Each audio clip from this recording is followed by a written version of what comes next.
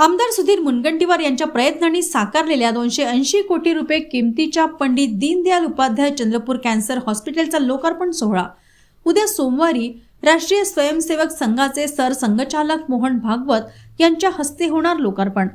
नागरिकांनी मोठ्या संख्येने उपस्थित राहण्याचे आमदार सुधीर मुनगंटीवार यांचे आवाहन।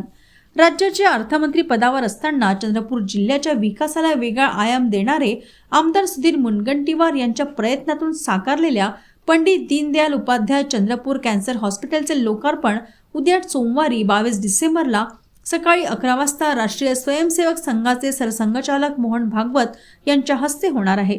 महानगरपालिका निवडणूक आचारसंहितेमुळे लोकार्पण सोहळ्याला मला प्रत्यक्ष उपस्थित राहता येणार नाही, मात्र नागरिकांनी या लोक कल्याणकारी प्रकल्पाच्या लोकार्पण सोहळ्याला मोठ्या संख्येने उपस्थित राहण्याचे आवाहन आमदार सुधीर मुनगंटीवार यांनी केले आहे।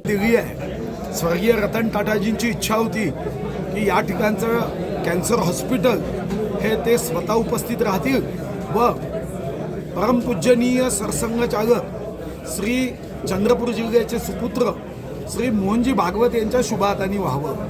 आज स्वर्गीय रतन टाटा आमच्यामध्ये नाही, पण त्यांची इच्छेची पूर्तता करत आम्ही आदरणीय सरसंघचालक मोहनजींच्या हस्ते त्याचं उद्घाटन होते आहे। मी स्वतः मंचावर असणार नाही, पण चंद्रपूर जिल्ह्यात एक मोठी सेवा उपलब्ध होत आहे आणि त्या दृष्टीने जनतेला मी आवाहन केलं आहे की 280 कोटीचं हे 140 बेडेड अत्याधुनिक रुग्णालय याच्या उद्घाटनामध्ये शुभकामना देण्यासाठी, सदिच्छा देण्यासाठी व या उद्घाटनात सरसंघचालक मोहनजींचं या संदर्भातलं अभिप्राय ऐकण्यासाठी जनतेने उपस्थित राहावे।